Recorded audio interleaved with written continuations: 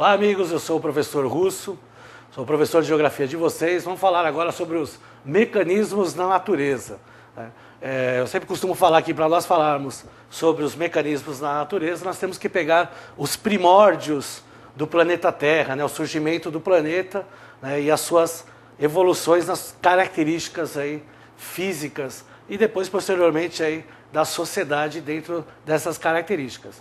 Bom, no geral, dando uma característica geral aí do planeta, ele localiza-se aí no sistema solar entre os planetas Vênus e Marte, sendo o terceiro mais próximo do Sol e o quinto do sistema solar em tamanho.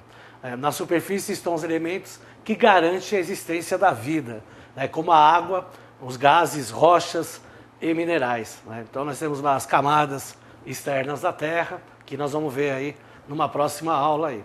A Terra possui o formato esférico, achatado nos polos, sendo a sua forma denominada, da sua forma chamada de geóide, principalmente pelo seu achatamento, o seu formato esférico, e a sua inclinação, e a formação aí da rotação e da translação. Tá? A Terra gira em torno de si mesma, como é o movimento de rotação, em torno de um eixo imaginário que recebe o nome de eixo terrestre, que está inclinado em relação ao movimento da Terra, como eu falei anteriormente para vocês. Como é que surge a estrutura interna da Terra, abaixo aí da nossa superfície, na litosfera? Então considera-se que o planeta Terra tenha se formado no interior de uma nebulosa solar, quente, composta por gases e sólidos na forma de poeira, a partir de componentes químicos mais refratários que se condensaram em temperaturas elevadíssimas. Acompanha aí o esquema que, de acordo com o estudo de Kent, no século XVIII, mais ou menos se acredita que a Terra surgiu há 4 bilhões e meio de anos atrás. Então nós temos aí a nebulosa e a formação aí do planeta no seu sistema solar. Tá? Mais ou menos ela é identificada como essa outra imagem, a nebulosa, e o estouro dela para o desenvolvimento posterior aí da teoria do Big Bang, a explosão aí do universo, sendo que o processo de resfriamento da Terra leva milhões e milhões de anos, e aí nós temos o desenvolvimento aí do tempo geológico, o tempo aí da Terra. Ele é o tempo que estamos se referindo aí a milhões e bilhões de anos, já que a Terra tem 4 bilhões e meio de anos aproximadamente, aí, através de estudos científicos. A maioria aí dos casos aí dos estudos dos cientistas, estudam que o passado da Terra associa a origem do planeta à teoria, como eu falei para vocês, aí do Big Bang, que o Big Bang foi a grande explosão. Há aproximadamente 15 bilhões de anos surgindo aí o universo. Então o universo aí tem em torno aí de 15 bilhões de anos e a Terra 4 bilhões e meio de anos aí. Tá? Uma energia que explode, sendo um único ponto quente, dando origem a todos os astros, como a gente acaba estudando aí na escola. A Terra é resultado do acúmulo de poeira cósmica e de fragmentos gerados pelo Big Bang. Estes se atraíram e acabaram se compactando, formando aí o nosso planeta. Então vejo aí uma imagem aí mostrando a origem da Terra. Então praticamente aí uma poeira se agrupando, formando aí um enorme luz incandescente, por isso que o interior da Terra, que nós vamos verificar mais para frente, tem aí temperaturas acima de 6.000 graus e o resfriamento aí da superfície com o passar de milhões e milhões de anos. Bom, na estrutura interna da Terra não é possível ter acesso direto às partes internas da Terra devido às limitações das altas pressões e principalmente das altas temperaturas dessa região. O que se chegou mais perto do interior da Terra foi um furo de uma sonda feita em Kola, na Rússia, que atingiu apenas 12 quilômetros de profundidade. Lembrando que o raio da Terra tem mais ou menos 6.370 quilômetros. Então, faltou muito e muito chão aí para chegar ao centro da Terra. Quando a gente fala em tempo geológico, sempre a gente acaba estudando uma tabela sobre essa questão aí da era geológica no planeta, desde o seu surgimento até os dias de hoje. As principais características de uma tabela geológica, vocês podem acompanhar aí na tela, é a formação física da Terra e a evolução dos seres vivos. Né? Então, nós temos os períodos, né, que nós chamamos de éons, né, o pré-cambriano, né, que ele acaba desenvolvendo nas eras azoica, arqueozoica e proterozoica, na qual você não identifica aí nenhum ser vivo, ou no final, através de mais ou menos 2 bilhões de anos atrás, a formação aí de alguns seres microscópicos. Né? Com o passar do tempo, há uma formação das características físicas, dos recursos naturais que nós utilizamos hoje, né? E principalmente a questão dos seres vivos, principalmente o ser humano. Então, acompanhando aí, nós percebemos que o ser humano aí, ele desenvolve aí na era cenozoica, no período quaternário, né? O que nós chamamos aí de Holoceno, que começa aí mais ou menos há 11 milhões de anos. Então, mas vejam que surgem, né, o processo das características físicas da Terra, principalmente na nossa superfície e no interior, né, surgem os recursos minerais e os recursos naturais que nós utilizamos, né, e usufruímos deles até hoje, e a questão aí do surgimento dos seres vivos e principalmente aí do ser humano, né, que acaba tendo aí uma aplicação mais importante por ser aí o ser que digamos é o mais inteligente aí da Terra. Né? Às vezes a gente fica em dúvida, mas apesar disso nós ainda achamos que somos seres racionais. Então a Terra tem no seu interior uma estrutura com diferentes camadas de materiais rochosos compostos de uma grande variedade de minerais. No planeta, quanto maior a profundidade, maior a temperatura e a densidade. Né? Mais ou menos se acredita que a cada 33 metros de profundidade ocorre o aumento de 1 grau Celsius, o que nós chamamos isso de grau geotérmico. Então, se acredita que basicamente haja esse aumento de temperatura a cada 33 metros de profundidade. Bom, a Terra, observe aí a imagem, vocês vão ver que existem camadas internas, ela é rica no seu interior em material rochoso, né? Por isso que a gente fala que ela é estruturada em camadas. Né? Ela é estudada de uma forma indireta, principalmente através dos dados sísmicos. Como é que nós conseguimos esses dados sísmicos? Através aí da sismografia, né, que vem de um equipamento que nós chamamos de sismógrafo, né, através do balanceamento aí dos terremotos que nós vamos ver aí mais para frente. Né? A ciência que estuda esse efeito é chamado de geofísica. Né? Então, ela acaba estudando aí como o tremor da Terra em vários locais aí do planeta. Né? A Terra é formada por 3 camadas principais no seu interior: a crosta, né? A crosta terrestre, o manto e o núcleo. Né? A crosta é a camada mais externa, que nós chamamos aí, formada por rochas e minerais, pode ser dividida em crosta oceânica, que é mais fina, e a crosta continental. Abaixo nós temos o manto, que é uma camada intermediária, sendo dividida em 2 partes, o manto superior e o manto inferior, formado por rochas sólidas que pode se tornar magma, né? O que acaba surgindo aí nas erupções vulcânicas principalmente. E o núcleo, que é a parte mais central da Terra, é a mais quente, composto por ferro e níquel. Por isso que muitos nós ouvimos falar que existe uma camada denominada de NIF, né, que é a abreviação de níquel e ferro, apresentando temperaturas muito elevadas, em torno aí de 6.000 graus Celsius. Né?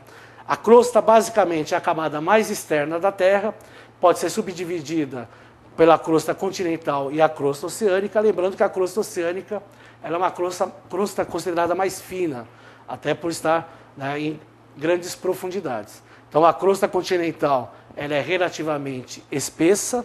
Né? Se for considerar, né, o tamanho da Terra, a gente considera que ela é muito fina, mas ela é espessa em relação à crosta oceânica, porque ela tem em torno de 35 a 70 quilômetros de espessura, né, de densidade relativamente baixa e de composição relativamente rica em alumínio, silício, além de sódio e potássio. Né, por exemplo, a grande quantidade de granito que nós temos aí e utilizamos aí no nosso dia a dia. Já a crosta oceânica, ela é bastante fina em consideração à crosta continental e também em relação ao tamanho da Terra. Ela pode ter de 3 a 12 quilômetros de espessura, de densidade e um pouco mais de composição relativamente mais rica em relação à crosta continental no aspecto dos recursos de magnésio e ferro, né? Comparamos aí com o basalto, que também é muito utilizado aí no nosso dia a dia, né? Já o manto, que fica entre o núcleo e a crosta, ela é a camada mediana, consideravelmente mais complexa, né, que o núcleo, pois contém mais elementos, né, é a maior camada que nós temos aí da Terra no seu interior. Se agrupam de diferentes formas, dependendo da porção do manto, né, dependendo das condições e da relação, né, em que elas acabam se encontrando. Então, nós temos o núcleo interno, que ele é dividido em duas partes, o núcleo interno e o núcleo externo. Né? O núcleo interno tem mais ou menos 1.115 quilômetros de espessuras. Né? São constituídos basicamente por matéria em condições de pressão e temperatura muito elevadas, encontrando-se no estado sólido. A existência de uma casca rígida, que nós chamamos aí de litosfera, né, diretamente assentada sobre uma camada de comportamento parcialmente fundida, capaz de fluir. Né, por isso há o movimento das placas tectônicas. O que nós chamamos essa camada aí de astenosfera, que é uma camada que fica abaixo, né, da litosfera. É caracterizada fundamentalmente pelos processos da dinâmica interna da Terra. A litosfera está segmentada em diversas placas que podem conter crostas oceânica e continental. Os processos da dinâmica interna afetam toda a litosfera, provocando movimentos horizontais, né, que esses movimentos nós chamamos de movimentos de placas tectônicas, né, ou movimentos verticais, que chamamos aí de movimentos isostáticos no interior das mesmas. Tá?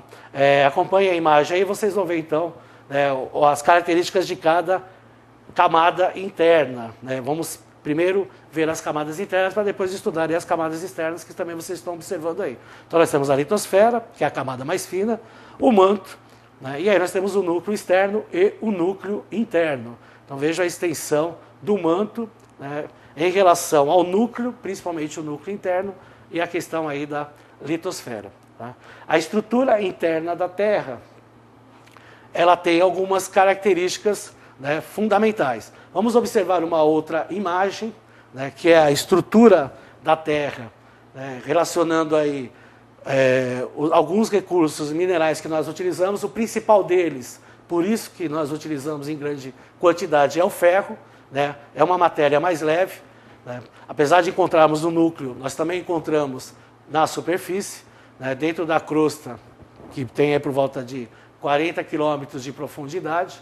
Né? E aí nós temos todas essas características aí. Então nós temos ferro numa grande quantidade, né? Silício, né? Nós também temos uma outra camada aí que nós temos aí a questão do silício e do magnésio, que é a camada que nós chamamos de cima. Tá? Então são vários recursos minerais que usufruímos da natureza por causa desse aspecto do seu interior das rochas. Tá? Dentro dessa relação da questão da Terra em relação à natureza, nós também estudamos aí um dos mecanismos mais importantes, que são as zonas térmicas. Então, além de estudar as camadas internas e externas, nós estudamos também as zonas térmicas. Por quê? Nós temos o processo aí de inclinação da Terra, que ela apresenta diferentes faixas de incidência de raios solares em relação ao nosso planeta. Então, isso nós chamamos de zonas térmicas. Por sinal, essas zonas térmicas elas são separadas através dos principais paralelos, das linhas paralelas que a Terra tem. Então, nós temos a linha do Trópico de Capricórnio, do Trópico de Câncer, o Círculo Polar Ártico, o Círculo Polar Antártico, e ao centro a linha do Equador.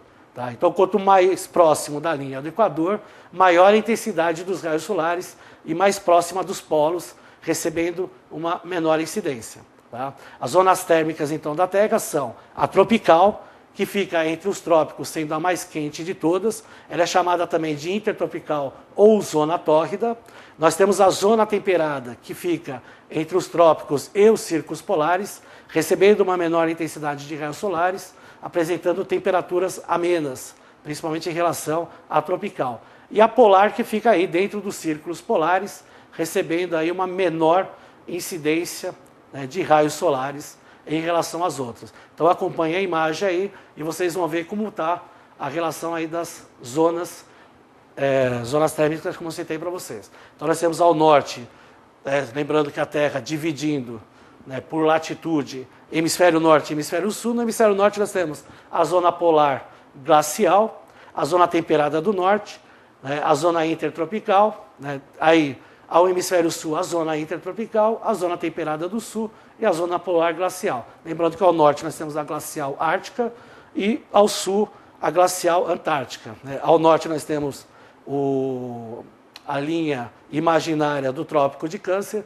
e ao sul a linha imaginária do Trópico de Capricórnio. Tá? Junto com isso, né, com as zonas térmicas, nós também estudamos aí um dos principais mecanismos na natureza que tem uma grande importância para o ser humano. Sem ela, nós não viveríamos, né, que é a questão da água. Então, o ciclo hidrológico, através do processo da formação da chuva, ela é muito importante para nós. Então, a água, na realidade, ela é uma substância, né, componente aí da hidrosfera, que é uma das camadas externas do nosso planeta, presente aí nos 3 estados físicos da matéria. E ela está em constante mudança. Então, ela pode ser sólida, que é o caso aí do gelo, ela pode ser líquida, né, e ela pode ser também gasosa através aí do vapor d'água, né. Observe a imagem como é que funciona o ciclo de água ou o ciclo hidrológico no nosso planeta. Então nós temos aí a questão da chuva, ela acaba se precipitando, né, então nós chamamos isso aí da chuva de precipitação. Ela há uma infiltração e a vegetação acaba segurando esse líquido que acaba caindo da chuva. Ela faz a transpiração, né, principalmente as plantas, e a evaporação das águas dos rios, dos lagos e dos oceanos. E aí forma esse ciclo hidrológico. Ele evapora, formam-se as nuvens, né, forma-se de novo a precipitação, e esse ciclo ele é contínuo. É óbvio que se nós tirarmos algum mecanismo da natureza, como é o caso principalmente da vegetação, logicamente esse ciclo da água vai se alterar e obviamente ele vai deixar de existir. Tá? Então esse processo aí, ele é sempre contínuo, de acordo com os mecanismos da natureza que nós utilizamos, né? E aí tem a questão aí principalmente da vegetação. Dentro desses aspectos da natureza, nós também falamos sobre a deriva continental. O que é a deriva continental? A deriva continental foi um estudo feito pelo cientista alemão Alfred Wegener, no início do século XX, portanto, a priori, ela é bem recente, né? Ela só vem somente no século XX, porque nós estamos falando aí de um movimento de placas que tem uma grande importância no sistema aí do interior da Terra para o exterior, né? Segundo essa teoria, os continentes atuais originam de um outro chamado de Pangeia, que era somente um único continente, né? Como Wegener chegou a essa conclusão? Ele chegou a essa conclusão após analisar a costa leste do continente sul-americano, aqui no Brasil, que se parecia se encaixar na costa oeste do continente africano. Então, quando vocês observam o mapa, vocês vão perceber que existe uma relação, né, de encaixe entre a costa litorânea do Brasil com a costa litorânea da África. Então, se acredita que essa Pangeia, que era o único continente, acabou se fragmentando há cerca de 200 milhões de anos, né, dando origem a 2 continentes, a Laurásia e a Gondwana, que foram se afastando lentamente, formando os atuais continentes, né. Então, nós temos, dentro da deriva continental, né, uma outra teoria que nós chamamos da teoria das placas tectônicas.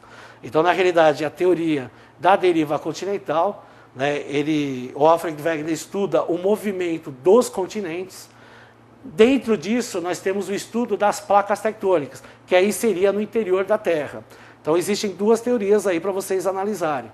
A questão da deriva dos continentes, que são os continentes se movimentando, e eles se movimentam até hoje, e a teoria das placas tectônicas, da qual são placas, né, acima da astenosfera, abaixo da litosfera, que acaba se movimentando, fazendo com que, né, esse movimento dos continentes seja contínuo, né. De acordo com a movimentação das placas, nós temos 3 tipos de movimento, né.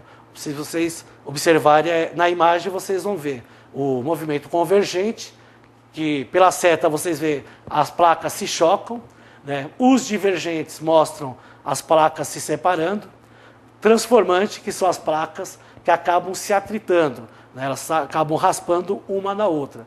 Todos esses movimentos acabam dando características, né, para a relação no exterior da Terra, né? A formação, por exemplo, do relevo. Bom, nessa outra imagem, vocês verificam aonde se localizam as placas tectônicas em relação aos continentes.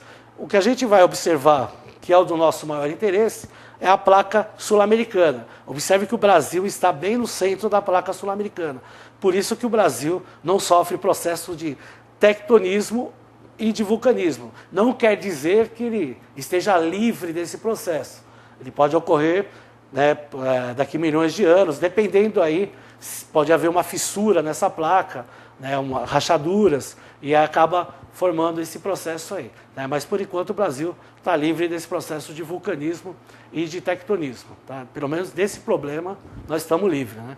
A formação das montanhas e a expansão dos oceanos tem muito a ver com esta relação do movimento das placas tectônicas. Então, onde as placas colidem, formam-se dobramentos, né, dando origem a grandes cadeias de montanha, que nós chamamos aí de orogênese, né, que é o surgimento de grandes montanhas e de cadeias montanhosas aí, como é o caso aí da Cordilheira dos Andes, né, do Himalaia e de outras mais aí, as montanhas rochosas na América do Norte. E, os locais em que se dá o afastamento de placas, né, são marcados por grande atividade sísmica e de vulcanismo, principalmente de vulcanismo, né? Vejam as imagens aí e vocês vão perceber, né, as diferenças características de movimentos de placas tectônicas, né, de cadeias montanhosas através do processo de colisão entre duas placas, formando aí a orogênese, como o afastamento dela, formando aí essa falha, que é a maior falha aí do planeta, que é a falha de San Andreas, localizada aí no deserto da Califórnia, nos Estados Unidos. Tá? Bom, junto com isso nós temos então o vulcanismo, né? O vulcanismo, a placa sofre uma ruptura, uma fissura, o material do manto tende a escapar por ela por causa das altas pressões que nós temos, principalmente das altas pressões e das altas temperaturas que nós temos no interior da Terra. Se esse material, então, ele acaba transbordando até a superfície na forma de rochas, gases, lavas e cinzas, ocorrendo aí o fenômeno do vulcanismo, ou a erupção vulcânica, como a gente conhece mais. Acompanhe a imagem aí, vocês vão observar, né, como é que funciona um vulcão. Né? Então nós temos uma câmara magmática, e enquanto houver lava, o magma nessa câmara, ele não vai deixar de expelir. Tá? Aí nós temos cones principais, cones secundários, né, e o magma, né, adentrando em todos esses orifícios que acabam surgindo. Aí nós temos a principal, que é a cratera, né, que é a boca do vulcão, que é onde se espelha aí boa parte do magma e das rochas que vem do interior da Terra. Então o vulcanismo é considerado uma grande fonte de observação científica nas entranhas da Terra. Graças a desse tipo de trabalho feito na Terra, que acabam tendo descobertas aí de possibilidade de saber a temperatura, né, e elementos que vêm do nosso interior. Né? Então as lavas, os gases, as cinzas, fornecem novos conhecimentos aí de como os minerais são formados e onde os recursos geotermais de interesse para a humanidade podem se localizar. Né? Então existem diversos episódios vulcânicos ocorrendo, né, na nossa Terra. Né? Agora mesmo pode estar ocorrendo aí um vulcanismo aí em alguma parte do planeta. Aí, né? Quais as características aí dos produtos vulcânicos?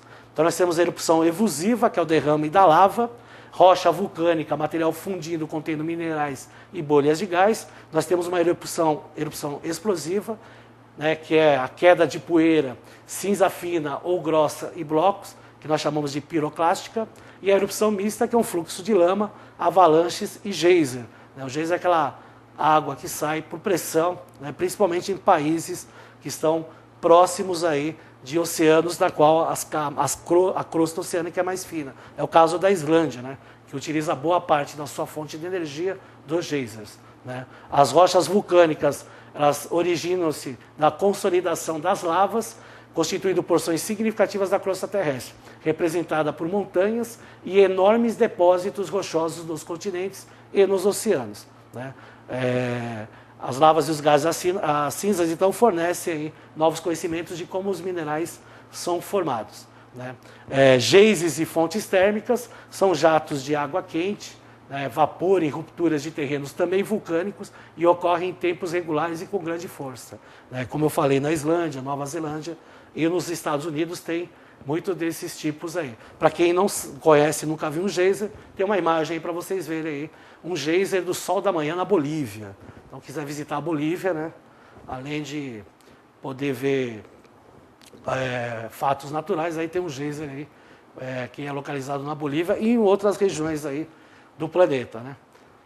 A relação vulcânica para a Terra é o seu calor, né? Então, a principal fonte é uma energia que é muito utilizada em alguns países, o exemplo é a Islândia, como eu citei para vocês, que é a questão da energia térmica, né? Nessa energia aí, ela é muito utilizada em países frios, né? Que é o caso desse. Então, a radiação solar, em calor, ele é o maior responsável pelos fenômenos que ocorrem na superfície da Terra e na atmosfera, né? Na realidade, esta relação, então nós temos aí calor externo, que são os raios solares, e o calor interno, que é o calor vulcânico aí, através aí das erupções vulcânicas, né? Para finalizar a aula, hoje vou falar um pouco aí dos terremotos, né? Citei alguma coisa anteriormente, mas para finalizar aí a questão aí das placas tectônicas, né? O encontro delas, né? O afastamento, né? Elas acabam surgindo aí os terremotos, que são vibrações na crosta terrestre causadas pelo movimento aí das placas, né? A sua ocorrência em áreas muito habitadas provoca a morte de muitas pessoas e as transformações das paisagens. Um terreno na crosta oceânica pode levar ao deslocamento de uma grande massa de água do oceano, gerando um tsunami, por exemplo. Todos os dias ocorrem milhares de pequenos terremotos, que não são percebidos pelos seres humanos, somente pelos os aparelhos aí, que é o famoso sismógrafo, né? Através das linhas se mostram esses tipos de evoluções aí, né, do tremor de terras aí no nosso planeta. Bom, espero que essa aula seja de bons frutos para vocês, bons estudos aí e boa sorte. Até mais.